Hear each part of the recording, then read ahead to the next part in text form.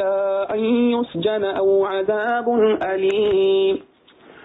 قال هي راودتني عن نفسي وشهد شاهد من أهلها إن كان قميصه قد من قبل فصدقت وهو من الكاذبين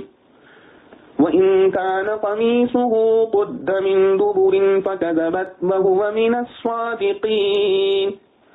فلما رأى قميصه قد من دبر قال إنه من كيدكن إن كيدكن عظيم يوسف أعرض عن هذا واستغفري لذنبك إنك كنت من الخاطئين. اور دونوں دوڑے دروازے کو اور عورت نے چیر ڈالا اس کا کرتا پیچھے سے اور دونوں مل گئے عورت کے خاوند سے دروازے کے پاس. بولی اور کچھ سزا نہیں ایسے شخص کی جو چاہے تیرے گھر میں برائی مگر یہی کہ قید میں ڈالا جائے یا عذاب دردناک.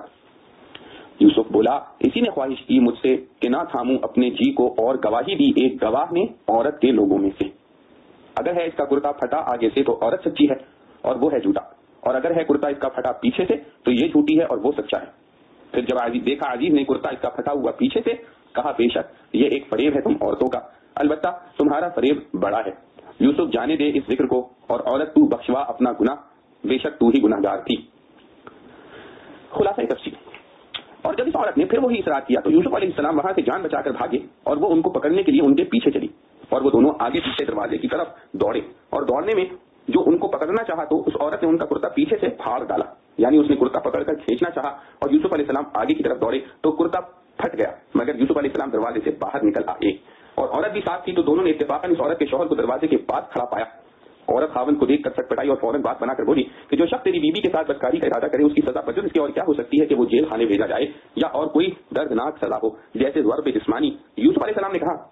کہ یہ جو میری طرف الزام کا اشارہ کرتی ہے بالکل جھوٹی ہے بلکہ معاملہ برعکس ہے. یہی مجھ سے اپنا مطلب نکالنے کے لیے مجھ کو پھسلاتی تھی اور اس موقع پر اس عورت کے خاوند میں سے ایک گواہ نے جو کہ شیر خوار بچہ تھا اور یوسف علیہ السلام کے معجزے سے بول پڑا اور آپ کی برات پر شہادت دی. اس بچے کا بولنا ہی حضرت یوسف علیہ السلام کا ایک معجزہ تھا. اس پر دوسرا معجزہ یہ ہوا کہ شیر خوار بچے نے ایک معقول علامت بتلا کر عاقلانہ فیصلہ بھی کیا اور کہا کہ ان کا کرتا دیکھو کہاں سے پھٹا ہے. اگر آگے سے پھٹا ہے تو عورت سچی ہے اور یہ جھوٹے اور اگر وہ کرتا پیچھے سے پھٹا ہے تو عورت جھوٹی ہے اور یہ سچے ہیں. سو جب عزیز نے ان کا کرتا پیچھے سے پھٹا ہوا دیکھا عورت سے کہنے لگا کہ یہ تم عورتوں کی چالاکی ہے بے شک تمہاری چالاکیاں بھی غضب کی ہوتی ہیں. پھر یوسف علیہ السلام کی طرف متوجہ ہو کر کہنے لگا اے یوسف اس بات کو جانے دو یعنی اس کا چرچا یا خیال مت کرو. اور عورت سے کہا کہ اے عورت تو یوسف سے اپنے قصور کی معافی مانگ بے شک سراسر تو ہی قصوروار ہے. معارف و مسائل. پچھلی آیات میں یہ بیان آیا ہے کہ جس وقت عزیز مصر کی بیوی حضرت یوسف علیہ السلام کو گناہ میں مبتلا کرنے کی کوشش میں مشغول تھی اور یوسف علیہ السلام اس سے بچ رہے تھے مگر فطری اور غیر اختیاری خیال کی کشمکش بھی تھی تو حق تعالی نے اپنے برگزیدہ پیغمبر کی اعانت کے لیے بطور معجزے کے کوئی ایسی چیز سامنے کر دی جس نے دل سے وہ ایک غیر اختیاری خیال بھی نکال ڈالا خواہ وہ چیز اپنے والد حضرت یعقوب علیہ السلام کی صورت ہو یا وحی الہی کی کوئی آیت. آیت مذکورہ میں یہ بتایا ہے کہ یوسف علیہ السلام اس خلوت گاہ میں اس برہان ربی کا مشاہدہ کرتے ہی وہاں سے بھاگ کھڑے ہوئے اور باہر نکلنے کے لیے دروازے کی طرف دوڑے. عزیز کی بیوی ان کو پکڑنے کے لیے پیچھے دوڑی اور یوسف علیہ السلام کا کرتا پکڑ کر ان کو باہر جانے سے روکنا چاہا. وہ عزم کے مطابق نہ رکے تو کرتا پیچھے سے پھٹ گیا مگر یوسف علیہ السلام دروازے سے باہر نکل آئے اور ان کے پیچھے زلیخا بھی. تاریخی روایتوں میں مذکور ہے کہ دروازے پر قفل لگا دیا تھا. جب یوسف علیہ السلام دوڑ کر دروازے پر پہنچے تو خود بخود یہ قفل کھل کر گر گیا. جب یہ دونوں دروازے سے باہر آئے تو دیکھا کہ عزیز مصر سامنے کھڑے ہیں. ان کی بیوی سہم گئی اور یوں بات بنائی کہ الزام اور تہمت یوسف علیہ السلام پر ڈالنے کے لیے کہا کہ جو شخص آپ کی بیوی کے ساتھ برے کام کا ارادہ کرے اس کی سزا اس کے سوا کیا ہو سکتی ہے کہ اس کو قید میں ڈالا جائے یا کوئی دوسری جسمانی سخت سزا دی جائے. حضرت یوسف علیہ السلام اپنی پیغمبرانہ شرافت کی بنا پر غالباً اس کا راز فاش نہ فرماتے مگر جب اس نے پیش قدمی کر کے یوسف علیہ السلام پر تہمت رکھنے کا اشارہ کیا تو مجبور ہو کر انہوں نے حقیقت کا اظہار کیا کہ یعنی یہی مجھ سے اپنا مطلب نکالنے کے لیے مجھے پھسلا رہی تھی.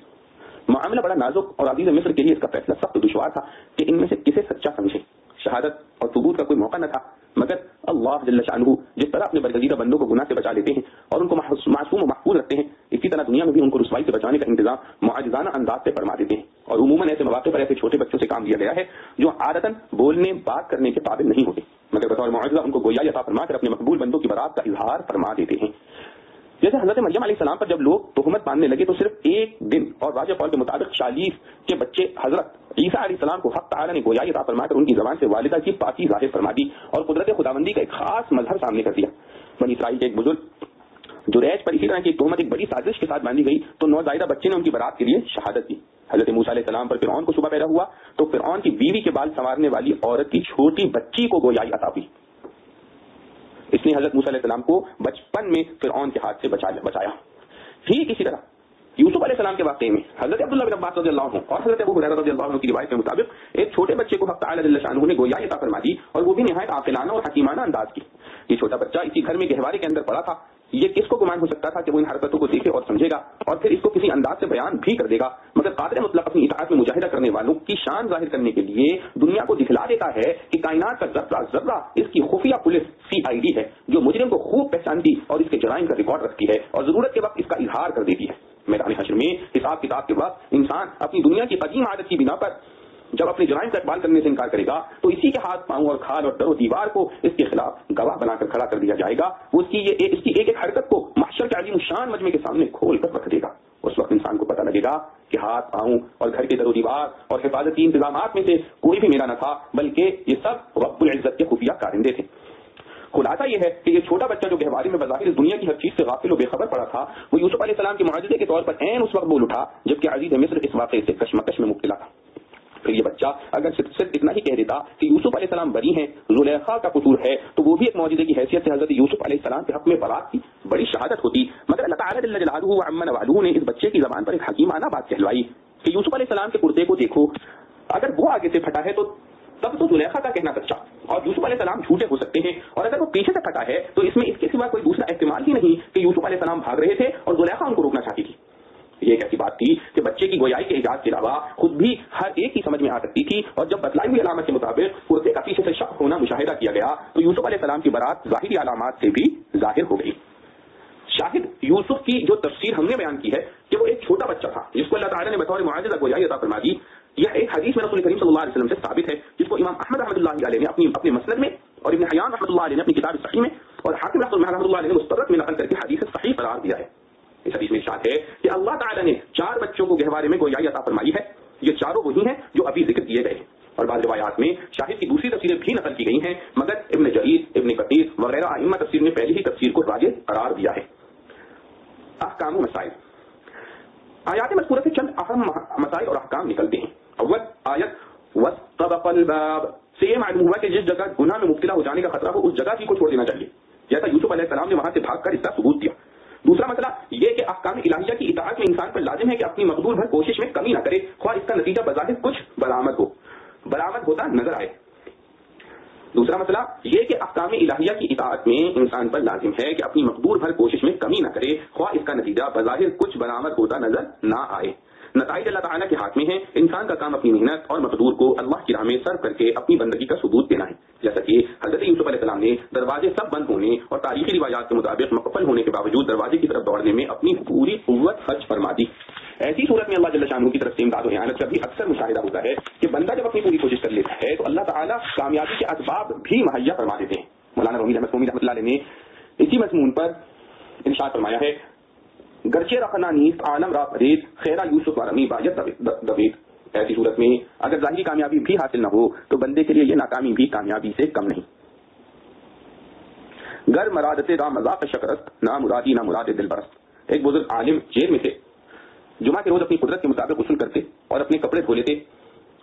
اور پھر جمعہ کے لیے تیار ہو کر جیل خانے کے دروازے تک جاتے. وہاں پہنچ کر عرض کرتے کہ یا اللہ میری قدرت میں اتنا ہی تھا, آگے آپ کے اختیار میں ہے. اللہ تعالیٰ کی رحمت عامہ سے کچھ بعید نہ تھا کہ ان کی کرامت سے جیل کا دروازہ کھل جاتا اور یہ نماز جمعہ ادا کر لیتے, لیکن اس نے اپنی حکمت سے اس بزرگ کو وہ مقام عالی عطا فرمایا جس پر ہزاروں کرامتیں قربان ہیں کہ ان کے اس عمل کی وجہ سے جیل کا دروازہ نہ کھلا, مگر اس کے باوجود انہوں نے اپنے کام میں ہمت نہیں ہاری, ہر جمعہ کو مسلسل یہی عمل جاری رکھا. یہی وہ استقامت ہے جس کو اکابر صوفیہ نے کرامت سے بالا تر فرمایا ہے. تیسرا مسئلہ, اس سے یہ ثابت ہوا کہ کسی شخص پر کوئی غلط تہمت باندھی تو اپنی صفائی پیش کرنا سنت انبیاء ہے. یہ کوئی توکل یا بزرگی نہیں کہ اس وقت خاموش رہ کر اپنے آپ کو مجرم قرار دے دے. چوتھا مسئلہ اس میں شاہد کا ہے. یہ لفظ جب عام فقہی معاملات اور مقدمات میں بولا جاتا ہے تو اس سے وہ شخص مراد ہوتا ہے جو زیر نظام معاملے کے متعلق اپنا چشمدید کوئی واقعہ بیان کرے. اس آیت میں جس کو شاہد کے لفظ سے تعبیر کیا ہے اس نے کوئی واقعہ یا اس کے متعلق اپنا کوئی مشاہدہ بیان نہیں کیا بلکہ فیصلہ کرنے کی ایک صورت کی طرف اشارہ کیا ہے. اس کو اصطلاحی طور پر شاہد نہیں کہا جا سکتا مگر ظاہر ہے کہ یہ اصطلاحات سب بعد کے علماء و فقہا نے افہام و تفہیم کے لیے اختیار کر لی ہیں. قرآن کریم کی نہ یہ اصطلاحی ہے نہ وہ ان کا پابند ہے. قرآن کریم نے یہاں اس شخص کو شاہد اسمانی کے اعتبار سے فرمایا ہے کہ جس طرح شاہد کے بیان سے معاملے کا تصفیہ آسان ہو جاتا ہے اور کسی ایک فریق کا حق پر ہونا ثابت ہو جاتا ہے، اس بچے کے بیان سے بھی یہی فائدہ حاصل ہو گیا کہ اصل تو اس کی معجزانہ گویائی ہی حضرت یوسف علیہ السلام کی برات کے لیے شاہد تھی، اور پھر اس نے جو علامات بتلائیں ان کا حاصل بھی انجام کار یوسف علیہ السلام ہی کی برات کا ثبوت ہے. اس لیے یہ کہنا صحیح ہو گیا کہ اس نے یوسف علیہ السلام کے حق میں گواہی دی، حالانکہ اس نے یوسف علیہ السلام کو سچا نہیں کہا بلکہ دونوں احتمالوں کا ذکر کر دیا تھا، اور زلیخا کے سچے ہونے کو ایک ایسی صورت میں بھی فرضی طور پر تسلیم کر لیا تھا جس میں ان کا سچا ہونا یقینی نہ تھا، بلکہ دوسرا بھی احتمال موجود تھا کیونکہ کرتے کا سامنے سے پھٹنا دونوں صورتوں میں ممکن ہے، اور یوسف علیہ السلام کے سچے ہونے کو صرف ایسی صورت میں تسلیم کیا تھا جس میں اس کے سوا کوئی دوسرا احتمال ہی نہیں ہو سکتا. لیکن انجام کار نتیجہ اس حکمت عملی کا یہی تھا کہ یوسف علیہ السلام کا بری ہونا ثابت ہو. پانچواں مسئلہ اس میں یہ ہے کہ مقدمات اور خصومات کے فیصلوں میں قرائن اور علامات سے کام لیا جا سکتا ہے، جیسا کہ اس شاہد نے کرتے کے پیچھے سے پھٹنے کو اس کی علامت قرار دیا کہ یوسف علیہ السلام بھاگ رہے تھے، زلیخا پکڑ رہی تھی. اس معاملے میں اتنی بات پر تو سب فقہا کا اتفاق ہے کہ معاملات کی حقیقت پہچاننے میں علامات اور قرائن سے ضرور کام لیا جائے جیسا کہ یہاں کیا گیا، لیکن محض علامات و قرائن کو کافی ثبوت کا درجہ نہیں دیا جا سکتا. واقعہ یوسف علیہ السلام میں بھی در حقیقت برات کا ثبوت تو اس بچے کی معجزانہ انداز سے گویائی ہے. علامات و قرائن جن کا ذکر کیا گیا ہے ان سے اس معاملے کی تائید ہو گئی. بہرحال یہاں تک یہ ثابت ہوا کہ جب زلیخا نے حضرت یوسف علیہ السلام پر تہمت و الزام لگایا تو اللہ تعالیٰ نے ایک چھوٹے بچے کو خلاف عادت گویائی دے کر اس کی زبان سے یہ حکیمانہ فیصلہ صادر فرمایا کہ یوسف علیہ السلام کے کرتے کو دیکھو، اگر وہ پیچھے سے پھٹا ہے تو یہ اس کی صاف علامت ہے کہ وہ بھاگ رہے تھے اور زلیخا پکڑ رہی تھی. یوسف علیہ السلام بے قصور ہیں. مذکورہ آیات میں سے آخری دو آیتوں میں یہ بیان ہوا ہے کہ عزیز مصر بچے کے اس طرح بولنے ہی سے یہ سمجھ چکا تھا کہ یوسف علیہ السلام کی برات ظاہر کرنے کے لیے یہ ما فوق العادہ صورت پیش آئی ہے. پھر اس کے کہنے کے مطابق جب یہ دیکھا کہ یوسف علیہ السلام کا کرتا بھی پیچھے سے ہی پھٹا ہے تو یقین ہو گیا کہ قصور زلیخا کا ہے، یوسف علیہ السلام بری ہیں. تو اس نے پہلے تو زلیخا کو خطاب کر کے کہا انہ من کیدکن، یعنی یہ سب تمہارا مکر و حیلہ ہے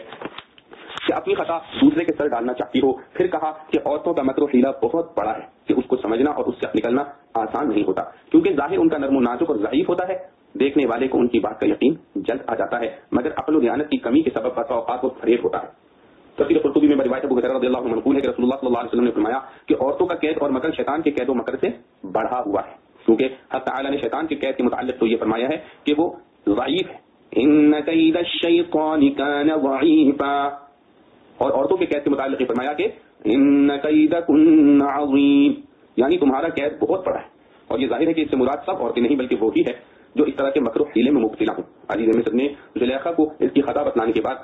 یوسف علیہ السلام سے کہا یوسف اعرض عن هذا، یعنی اے یوسف تم اس واقعے کو نظر انداز کرو اور کسی سے نہ کہو تاکہ رسوائی نہ ہو. پھر زلیخا کو خطاب کر کے کہا واستغفری لذنبک انک کنت من الخاطئین، یعنی خطا سراسر تمہاری ہے، تم اپنی غلطی کی معافی مانگو. اس سے بظاہر یہ مراد ہے کہ وہ اپنے شوہر سے معافی مانگے، اور یہ معنی بھی ہو سکتے ہیں کہ یوسف علیہ السلام سے معافی مانگے کہ خود خطا کی اور تہمت ان کے سر ڈالی. فائدہ یہاں یہ بات غور طلب ہے کہ شوہر کے سامنے اپنی بیوی کی ایسی خیانت اور بے حیائی ثابت ہو جانے پر اس کا مشتعل نہ ہونا اور پورے سکون و اطمینان سے باتیں کرنا انسانی فطرت سے بہت قابل تعجب ہے. امام قرطبی رحمۃ اللہ علیہ نے فرمایا کہ یہ وجہ بھی ہو سکتی ہے کہ عزیز مصر کوئی بغیرت آدمی ہو، اور یہ بھی ممکن ہے کہ حق تعالی نے جس طرح یوسف علیہ السلام کو گناہ سے پھر رسوائی سے بچانے کا فوق العادت انتظام فرمایا، اسی انتظام کا ایک جز یہ بھی تھا کہ عزیز مصر کو غصے سے مشتعل نہیں ہونے دیا، ورنہ عام عادت کے مطابق ایسے موقع پر انسان تحقیق و تفتیش کے بغیر ہی ہاتھ چھوڑ بیٹھتا ہے اور زبان سے گالی گلوچ تو معمولی بات ہے. اگر عام انسانی عادت کے مطابق عزیز مصر کو اشتعال ہو جاتا تو ممکن ہے کہ اس کے ہاتھ سے یا زبان سے یوسف علیہ السلام کی شان کے خلاف کوئی بات سرزد ہو جاتی. یہ قدرت حق کے کرشمے ہیں کہ اطاعت حق پر قائم رہنے والے کی قدم قدم پر کس طرح حفاظت کی جاتی ہے. فتبارک اللہ احسن الخالقین. بعد کی آیتوں میں اور واقعہ ذکر کیا گیا ہے جو پچھلے قصے سے ہی وابستہ ہے. وہ یہ کہ یہ واقعہ چھپانے کے باوجود درباری لوگوں کی عورتوں میں پھیل گیا. ان عورتوں نے عزیز کی بیوی کو لعن طعن کرنا شروع کیا. بعض مفسرین نے فرمایا کہ یہ 5 عورتیں عزیز مصر کے قریبی افسروں کی بیویاں تھیں. یہ عورتیں آپس میں کہنے لگیں کہ دیکھو کیسی حیرت اور افسوس کی بات ہے کہ عزیز مصر کی بیوی اپنے اتنے بڑے مرتبے پر ہوتے ہوئے اپنے نوجوان غلام پر فریفتہ ہو کر اس سے اپنی مطلب برآری چاہتی ہے. ہم تو اس کو بڑی گمراہی پر سمجھتے ہیں. آیت میں فتح فرمایا ہے. فتح کے معنی نوجوان کے ہیں. عرف میں مملوک غلام جب چھوٹا ہو تو اس کو غلام کہتے ہیں، جوان ہو تو لڑکے کو فتح اور لڑکی کو فتاة کہا جاتا ہے. اس میں یوسف علیہ السلام کو زلیخا کا غلام یا تو اس وجہ سے کہا گیا کہ شوہر کی چیز کو بھی عادتاً بیوی کی چیز کہا جاتا ہے، اور یا اس لیے کہ زلیخا نے یوسف علیہ السلام کو اپنے شوہر سے بطور ہبہ اور تحفہ لے لیا تھا. اللہ رب العزت سے دعا ہے کہ جو کچھ پڑھا سنا گیا ہمیں اس پر عمل کرنے کی توفیق نصیب فرمائے. وآخر دعوانا الحمد للہ رب العالمین. سبحان ربك رب العزة عما يصفون وسلام على المرسلين والحمد لله رب العالمين. ربنا تقبل منا إنك أنت السميع العليم وتب علينا إنك أنت التواب الرحيم.